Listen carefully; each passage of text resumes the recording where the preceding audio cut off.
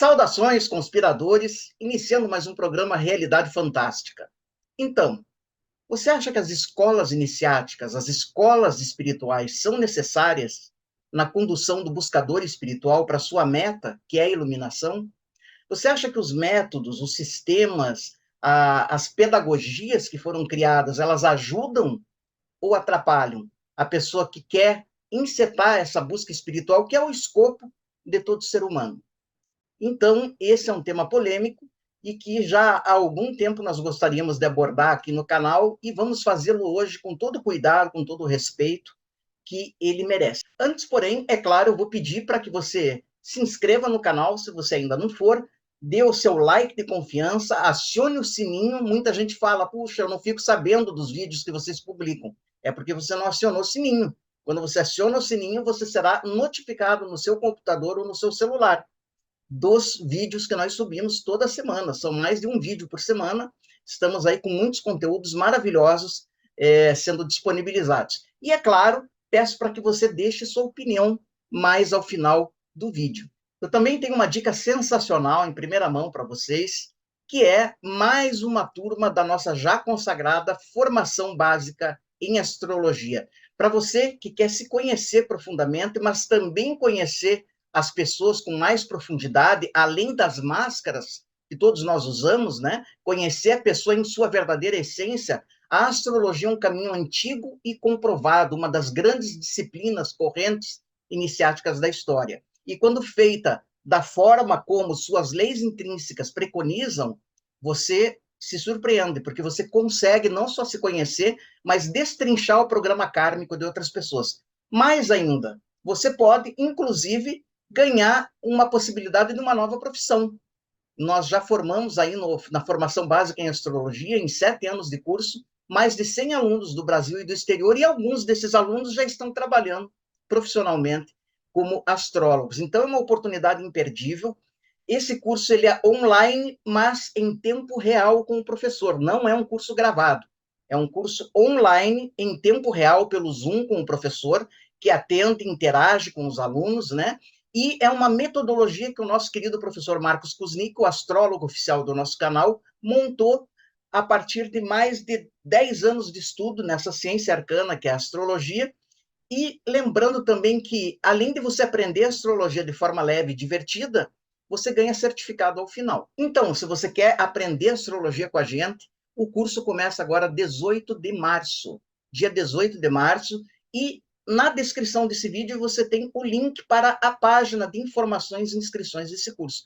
Garanta já sua vaga, existem várias possibilidades de pagamento para facilitar para você que quer iniciar nessa senda tão especial da astrologia, e fica aqui o convite do canal. Trata-se de um curso sério, um dos melhores disponíveis no Brasil, porque a metodologia que o professor Marcos aquilatou realmente tem dado resultados. Como eu disse, mais de 100 alunos formados, alguns já trabalhando com astrologia, então vale a pena mesmo, para você que não tem nenhuma noção, quer começar do zero, ou para você que já trabalha com astrologia, mas gostaria de, digamos que, ter um novo olhar, né? Refrescar a memória com relação a alguns conceitos importantes. Então, pessoal, vamos iniciar com o nosso tema, que é: as escolas iniciáticas, elas são necessárias? Os métodos, sistemas são necessários para se atingir a iluminação? Num primeiro momento, muitos buscadores espirituais argumentam: puxa, se eu já sou divino, se eu já sou um reflexo da divindade, se eu sou um microcosmo que espelha o macrocosmo em todas as suas leis, por que eu preciso de um guia? Por que eu preciso de uma escola se eu já tenho tudo em mim?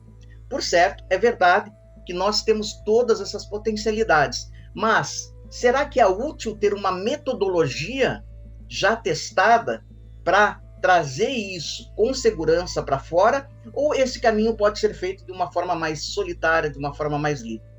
Então, nós podemos começar primeiro, pessoal, refletindo que o ser humano ele tem o que eu chamo de um chip embutido em si mesmo, que vai cutucá-lo em algum momento da sua vida ou das suas vidas e chamar para um novo olhar sobre a existência. Mesmo as pessoas mais enfronhadas numa vida sensorial, sem qualquer preocupação, aquela pessoa que acha que a vida está aí para ser usufruída simplesmente, né? Viver o melhor que se pode na matéria e depois desaparecer, mesmo estas, em algum momento, vão despertar para esse estranhamento que dá origem à busca filosófica, no melhor sentido, ou à busca espiritual.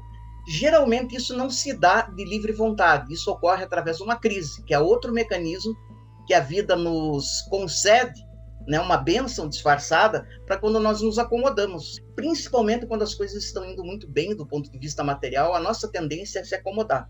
E a crise, ela é um mecanismo que foi instituído para não deixar o ser humano se acomodar e lembrar sempre, trazer o ser humano, puxar o ser humano para sua meta final, que é a reintegração da sua consciência na consciência master, que lhe deu origem, na consciência divina, que está dentro dele, ele é copartícipe dessa consciência. Então, esse chamado vai vir, seja por uma crise ou por um despertar natural. Muitas pessoas acabam despertando naturalmente, depois de uma vida muito bem, vamos chamar assim, vivida do seu ponto de vista, só que depois ela começa a estranhar. Num determinado momento ela começa a estranhar, as coisas já não começam a satisfazer mais, um certo vazio vai se instalando, ela começa a achar, não achar respostas para algumas perguntas, e aí começa a caminhada espiritual. Então, isso é importante a gente deixar claro de início, né? Que é inevitável, a questão da evolução espiritual é inevitável. Ela pode acontecer de forma mais brusca ou de forma mais lenta, de forma mais abrupta ou de forma mais gradual, isso vai depender muito do programa kármico da pessoa, né? Daquilo que você aquilatou em méritos ou deméritos, para que essa busca realmente venha a eclodir de uma forma mais suave ou de uma forma mais incisiva. Outra coisa que nós precisamos, antes de entrar no tema, considerar, meus amigos, é que no decorrer da evolução da civilização ou das civilizações, nós tivemos várias possibilidades, várias rotas de aproximação da verdade. Já admitindo que nós temos uma verdade final que está por trás de todos os fenômenos que nós vemos e que mantém esses fenômenos através de leis mais ocultas, né, que não são facilmente percebidas. Então, já de cara, admitindo que há essa verdade final, o ser humano ele acaba criando métodos naturalmente para explicar as coisas, explicar o seu próprio fenômeno, explicar o mundo, explicar as pessoas, explicar as contradições e os paradoxos da vida, né? O porquê que isso acontece, por que tem que ser assim. Esses questionamentos eles são tão antigos quanto o ser humano, né? Nós costumamos dizer que o ser humano, pela primeira vez que voltou os olhos para cima, viu as estrelas e o universo, nasceu a filosofia, nasceu a busca por respostas. Pois bem, os caminhos tradicionais em ordem de aparecimento, de descoberta da verdade, são, em primeiro lugar, o senso comum, ou seja, aquilo que você acha que é, sem estar fundamentado. Então, você aventa explicações, e aqui vai surgir muitas explicações errôneas, vão surgir as superstições, vão surgir as crenças sem fundamentação. A segunda, na linha sucessória, né, corrente, que busca dar vazão, ou pelo menos busca atender esse chamado, são as religiões, que também são quase que tão antigas quanto o ser humano. As crenças em todos os seus matizes, desde crenças muito superficiais, né, eivadas de superstições, até teologias muito mais complexas, né, que buscam dialogar de uma forma intelectual com os fenômenos divinos. Então, as religiões, nessa linha sucessória, né, acabaram fazendo esse papel. Terceira corrente foi a filosofia, tal como nós a conhecemos, a filosofia acadêmica, que nasce, como eu disse, assim que o ser humano começou a se questionar. Mas, academicamente, se considera que a filosofia, tal como nós a temos hoje, né, nasce na Grécia Antiga, na Grécia Clássica, com os seus primeiros pensadores, procurando dissociar suas reflexões de qualquer convicção de crença, de fé, e, baseados puramente no raciocínio lógico, procuraram montar alguns sistemas para explicar o mundo, explicar o ser humano, explicar as contradições, né? É importante a gente dizer aqui, abrir um parênteses, pessoal, que essas escolas de filosofia, muitos daqueles filósofos antigos não têm paridade com o que hoje a gente chama de filosofia. O que a gente chama hoje de filosofia é uma disciplina que, de certa forma, não busca dar respostas, ela busca levantar questionamentos. Por isso que eu sempre digo que se você busca respostas que atendam ao seu anseio profundo, nem sempre um curso de filosofia acadêmica vai te ajudar. Às vezes é capaz de você sair mais cético e mais amargurado, quando não em depressão. Por quê? Porque a filosofia se transformou numa mera ginástica intelectual. É muito prazeroso você levantar questionamentos, confrontar teorias, muitas delas contrárias, né, e ficar nesse plano puramente intelectual. Ela já não é mais uma gnose, como era na época de Pitágoras ou de Platão, que preconizavam um modo de vida, né? Preconizavam uma transformação interior e não apenas raciocínio cerebral e lógico. Então, são coisas diferentes. Mas aí começa a filosofia. E o último caminho, o mais novo de todos, é a ciência tal como nós a entendemos. Também é uma forma para se descobrir a verdade, para se desvendar os segredos da vida, e ela tem a sua própria metodologia, muito limitada, sem dúvida, né? A partir do momento que ela só aceita aquilo que ela pode comprovar através dos 5 sentidos, né? Pelo menos esse é o paradigma newtoniano cartesiano. Então nós temos essas grandes correntes. O que as pessoas não consideram, ou poucas pessoas sabem, pessoal, é que a história tem também atrás de si uma história oculta, uma história iniciática, que a gente vai aprendendo quando a gente vai se iniciando no esoterismo, no ocultismo. E ela passa a entrar em choque com muito do que a gente aprende na faculdade e nas escolas. Segundo essa história esotérica, nós já tivemos civilizações extremamente mais avançadas do que a que nós temos hoje, inclusive detendo tecnologias para as quais hoje nós não temos explicação. Hoje não se sabe como levantar outra pirâmide de Quéops, por exemplo. Hoje nós não temos guindaste que levante determinadas pedras que foram trabalhadas e que estão aí em muitos monumentos e que desafiam a razão. Nós não conseguimos entender como é que determinadas conquistas técnicas da antiguidade foram conseguidas, porque nós não temos ciência para reproduzir. Isso, quando você começa a estudar, principalmente a arqueologia proibida, você começa a se assustar, né? Por exemplo, você começa a descobrir determinadas tecnologias e técnicas que parecem estar destoadas no tempo.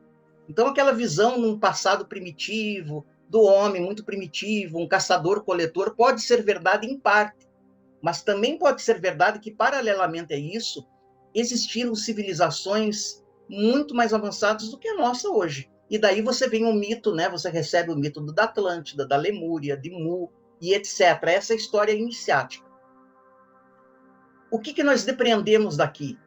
Que, se é verdade, se existe essa possibilidade de que a humanidade tenha vivido, como os hindus dizem, né, uma idade do ouro, uma idade dourada, da qual nós estamos muito afastados. Hoje nós vivemos no que se chama de Kali Yuga, né, a idade do ferro, a idade da ignorância, da maldade, mas também é a idade que mais dá possibilidade, né, como a gente sempre fala, é na crise que você evolui mais rápido, é a idade que mais dá possibilidade para a evolução espiritual. Mas, de qualquer forma, se é verdade que houve uma idade dourada na história do ser humano, quando os antigos diziam, né, já diziam que houve uma época que os deuses habitavam a Terra, quem eram esses deuses? Se não, quem sabe, pessoas de magnífica sabedoria. De onde veio essa sabedoria?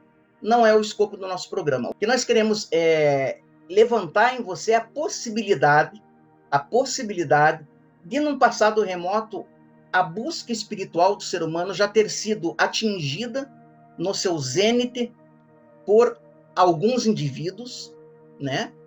E que essa busca tenha sido sistematizada através de uma metodologia que facilitasse a busca, para que as pessoas que viriam depois desses primeiros, né, ancestrais nossos, que atingiram o termo, como se diz, ou a iluminação, para que a busca dos demais que o sucedessem não fosse tão difícil e tão dura como foi a deles, a busca solitária, a busca sem mestre.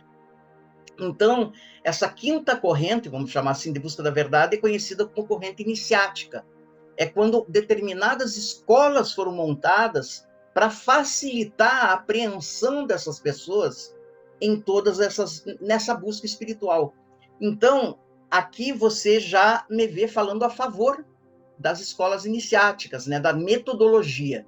Outra coisa que nós precisamos considerar, pessoal, utilizando o que eu falei no começo desse programa, um curso de astrologia. Você tem duas opções ao aprender astrologia. Por exemplo, você pode se lançar ao estudo sozinho, e aí você vai ter aí algumas dezenas, quem sabe até centenas de livros para ler, redescobrir sozinho, sem ajuda, né? Todos os macetes, todos os segredos, todas as leis testar, acertar e errar, acertar e errar, acertar e errar, até que um dia você vai acabar dominando, né? É uma busca perfeitamente possível. Ou você pode fazer um curso qualificado de astrologia, onde todo esse trabalho bruto já foi feito por pessoas, por gerações de pesquisadores, e já te oferece uma pedagogia para que você consiga, com a máxima economia de tempo, sem perder tempo em tentativa e erro, tentativa e erro, tentativa e erro, você já receba as ferramentas que possam te dar, digamos que uma maximização nos resultados que você quer,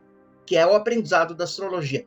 Da mesma forma, a busca espiritual. Nos recessos do ser humano, nós temos muitos labirintos inconscientes que dão acesso a uma série de conteúdos, de leis e de forças que precisam ser abordadas com muito cuidado.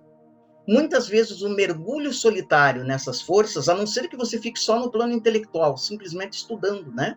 Teoricamente, né? As várias linhas espirituais disponíveis ao ser humano. Mas quando você quer um caminho prático que verdadeiramente te transforme, aí você vai precisar apelar para uma técnica.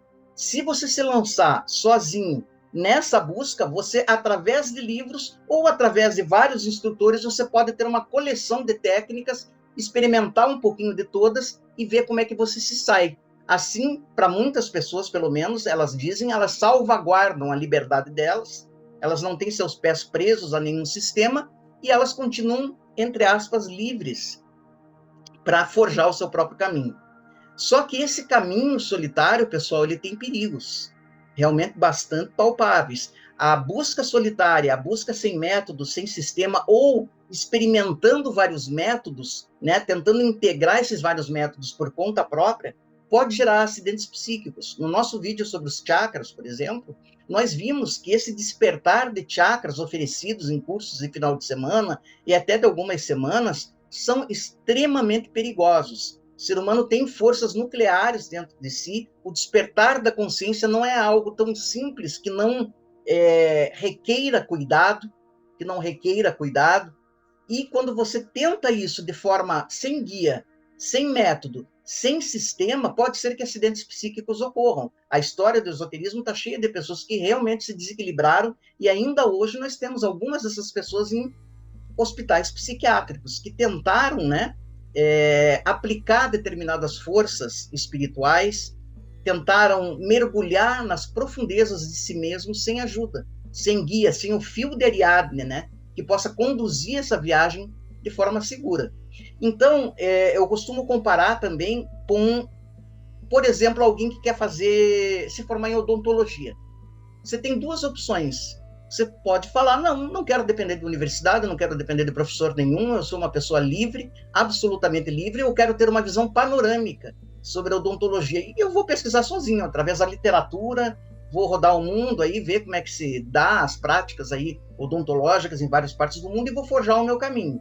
É uma possibilidade. Só que existe 10 chances em uma desse caminho ser muito longo e muito acidentado.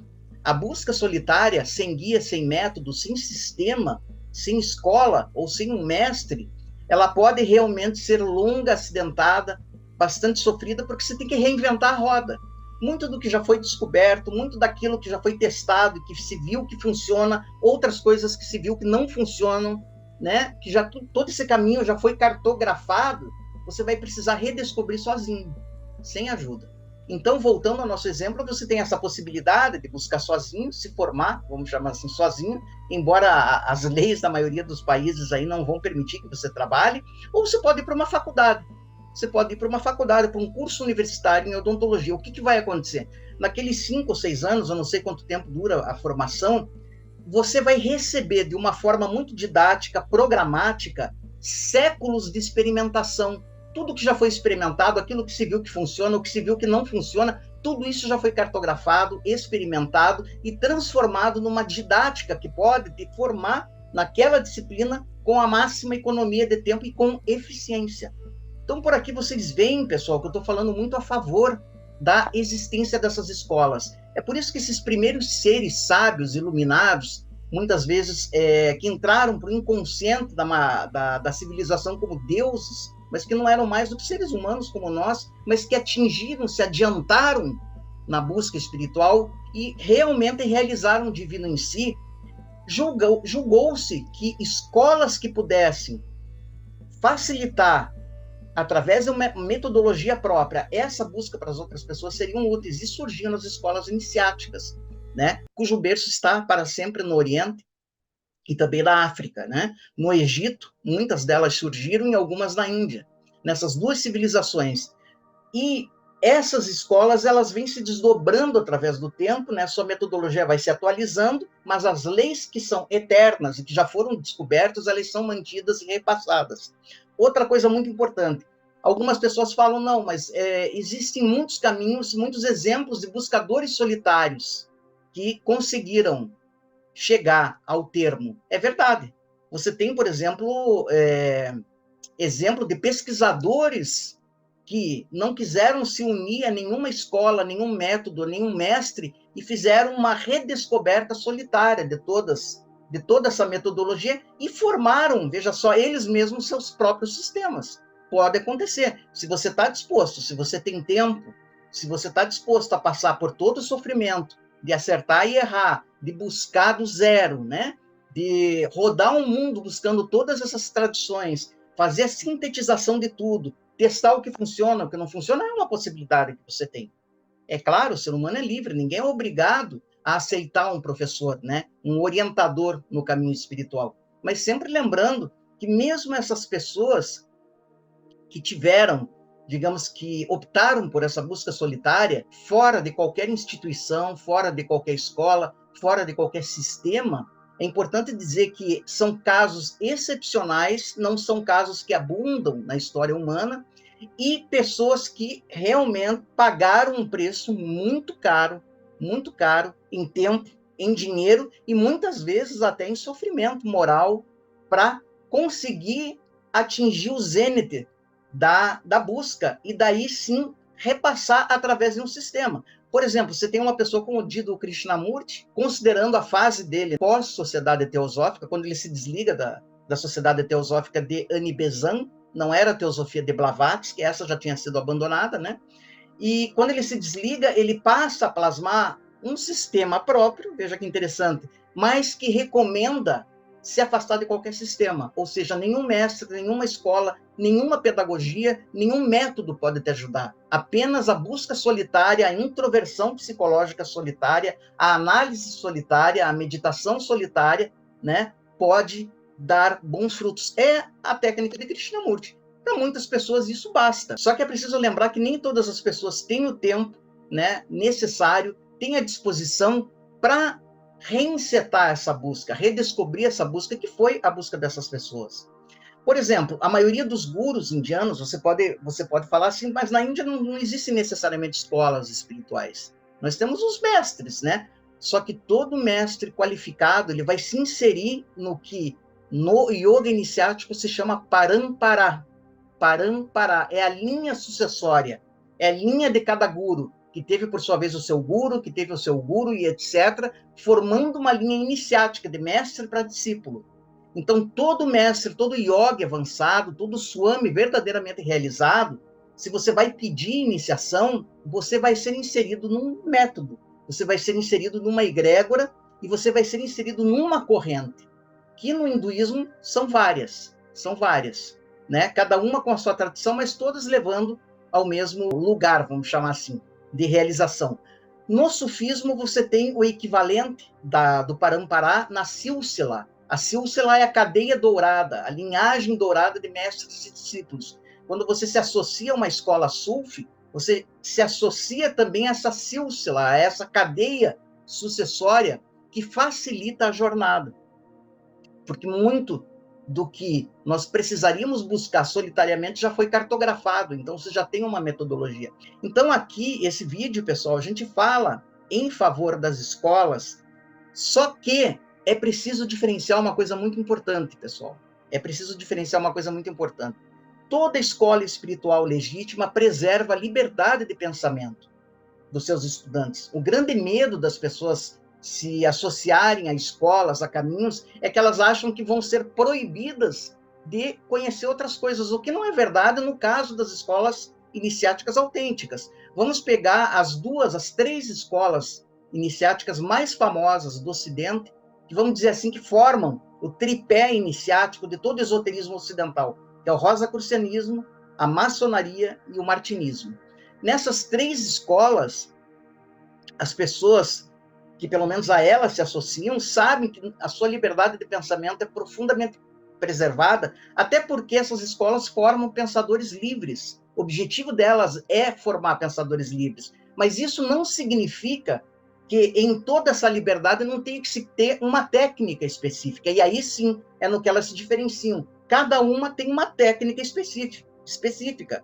E o fato de você se submeter a essa técnica específica não está fechando os seus olhos para outros aromas que existem por aí. Eu costumo simbolizar isso, por exemplo, com essa imagem que está aparecendo para vocês, que é a de uma roda, né, que tem vários raios e um eixo.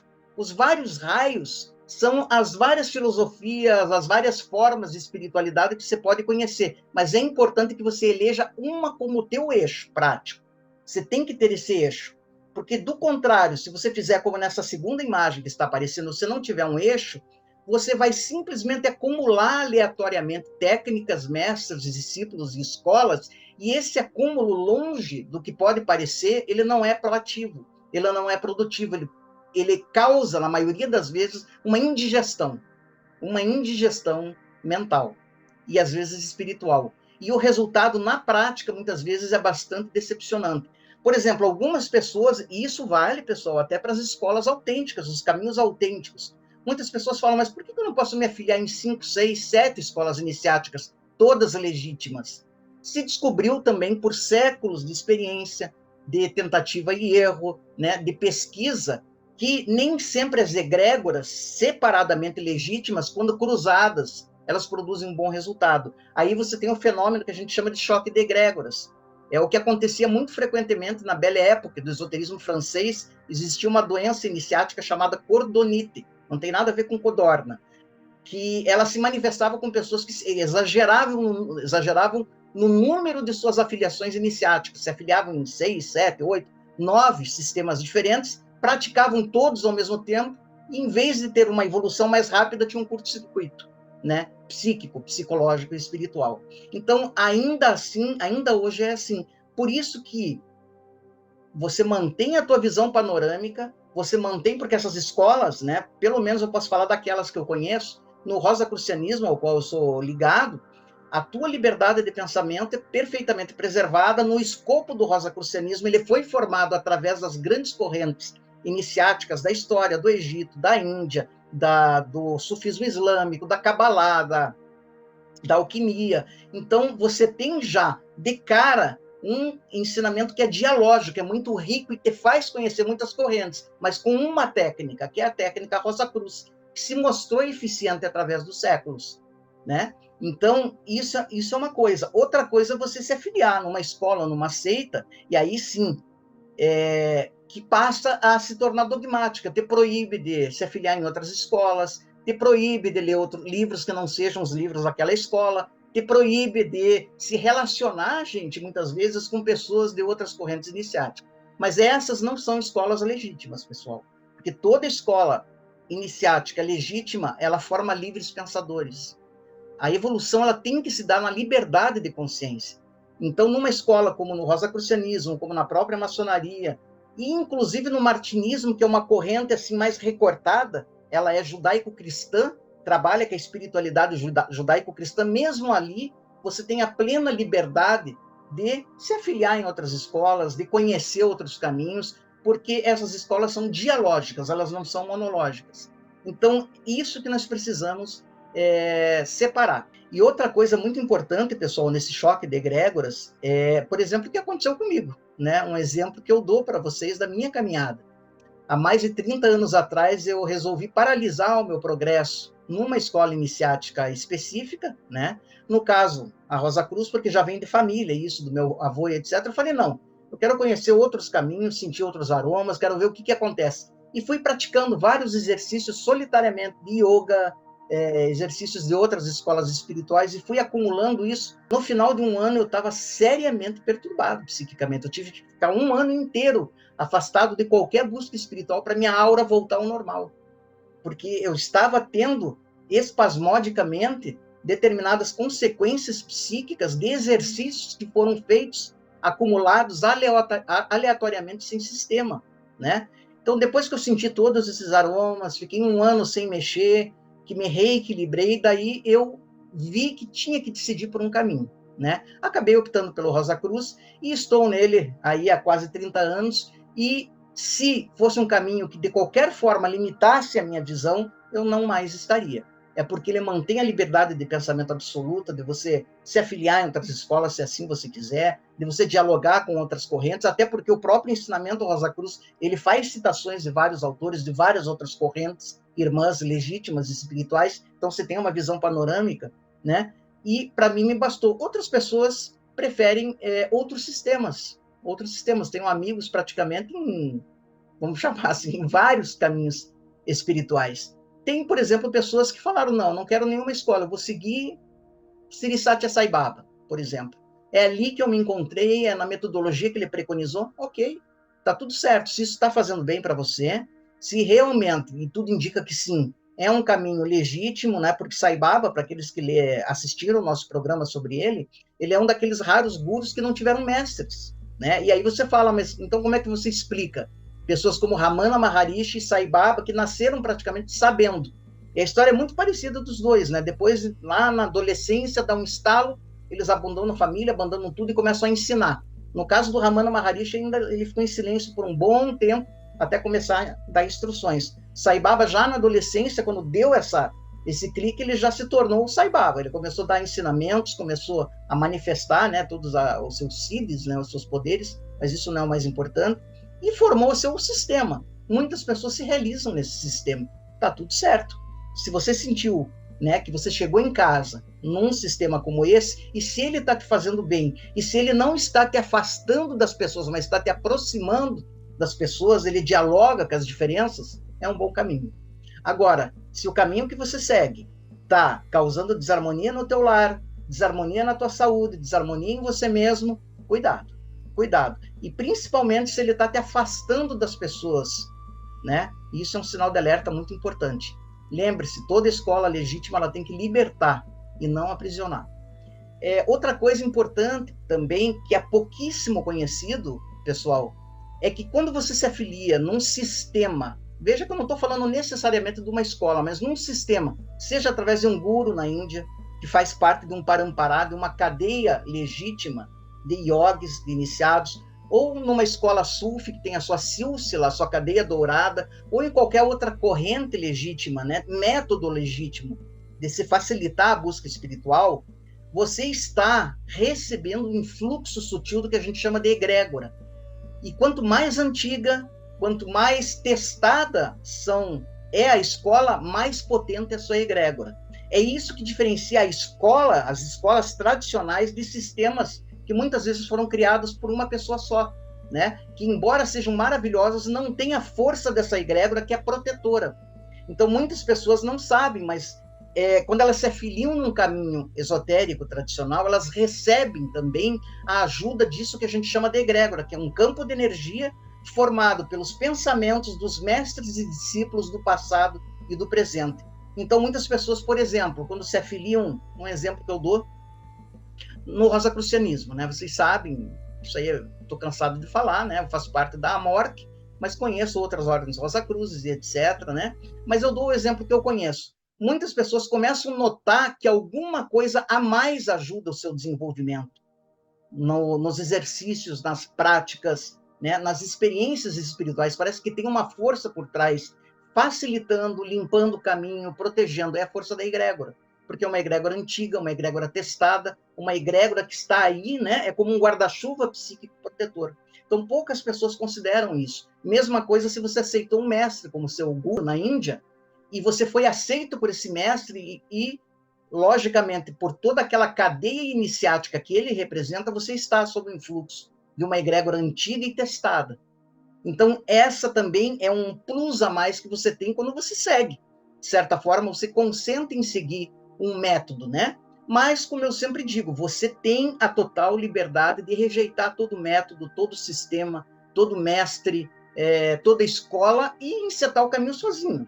Eu conheço pessoas que leram bibliotecas inteiras de ocultismo, bibliotecas inteiras, sabem tudo, e ao mesmo tempo não sabem nada, porque ficou só aqui, não desceu para o coração. Eles têm muita dificuldade em redescobrir as práticas abalizadas, testadas, seguras. E muitas vezes essa experimentação, quando ela é solitária, pegando uma técnica num livro aqui, pegando outra técnica num livro acolá, puxando um sistema que ele leu num outro livro, quando ele mistura tudo isso, muitas vezes, como eu falei, dá curto-circuito.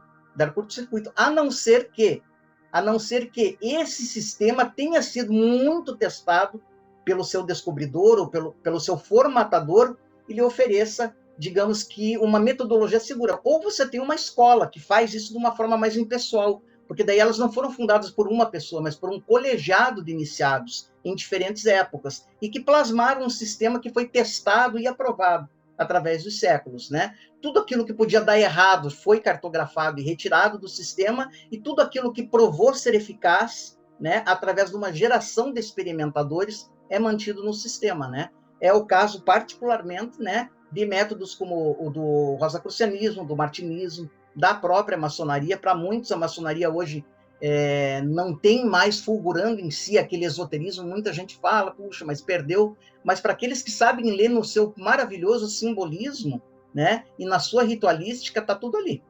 Está tudo ali.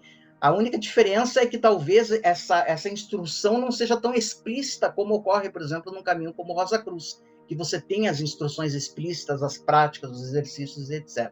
Então, meus amigos, pelo menos do ponto de vista do ocultismo, do esoterismo tradicional, as escolas são necessárias, não obrigatórias. A liberdade do ser humano sempre é soberana. Você tem a liberdade? Não quero. Não quero, eu vou buscar sozinho. Eu vou fazer minhas pesquisas, eu vou colher um pouquinho aqui, um pouquinho ali, e vou formar o meu próprio caminho. Você é perfeitamente livre para fazer, né? Mas uma experimentação milenar mostrou que, quando o caminho já foi cartografado por aqueles sábios que atingiram o termo antes de nós, muitas vezes a tua caminhada se dá mais em tranquilidade, em paz, com menos riscos e com uma metodologia que se provou ser eficiente, que funciona quando aplicada. Então, porque eu, particularmente, fico muito feliz em poder me valer, né, desse trabalho que já foi feito por uma geração de iniciados e que mostrou ser eficaz. Evidentemente que nessa caminhada você vai continuar absolutamente solitário, né? Toda essa metodologia, toda essa guiança, ela vai ser dada de forma que você dê os passos, você construa o teu próprio caminho, mas com balizas.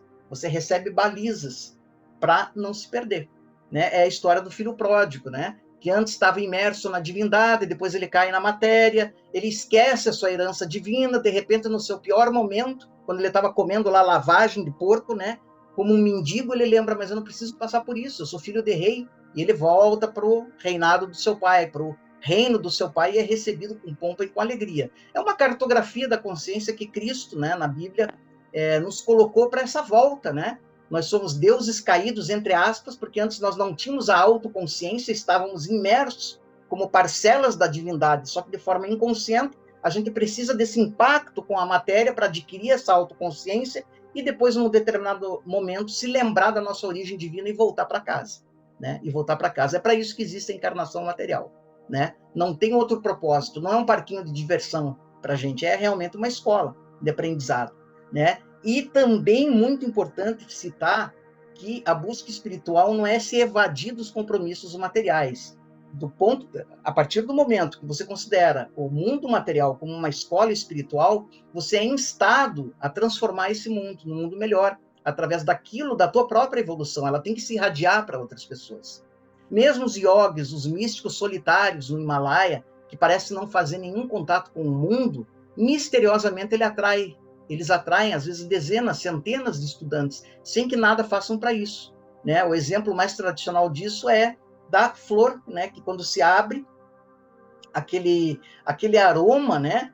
Atraem as abelhas, atraem os insetos, né? Que vêm naturalmente beber, vamos chamar assim, naquele mel espiritual, né? Existe, inclusive, uma figura iniciática muito famosa, essa que está aparecendo para vocês, da rosa mel apibus, que é uma ilustração rosa cruz, a rosa dá mel às abelhas. A rosa é o símbolo da alma, o mel é símbolo da sabedoria, as abelhas são os buscadores espirituais. Quando a rosa da alma desabrocha em uma pessoa, é muito possível que outras venham se acercando e se tornem, né, suas seguidoras e discípulas. Então, assim, pessoal, para concluir, né, esse programa, o que resta para nós aqui é diferenciar os caminhos, as escolas e os métodos que são autênticos daqueles que não são. Seria muito lindo, muito romântico dizer que qualquer tentativa, qualquer escola, qualquer esforço é legítimo e vai levar lá onde você quer. A gente sabe que não é assim.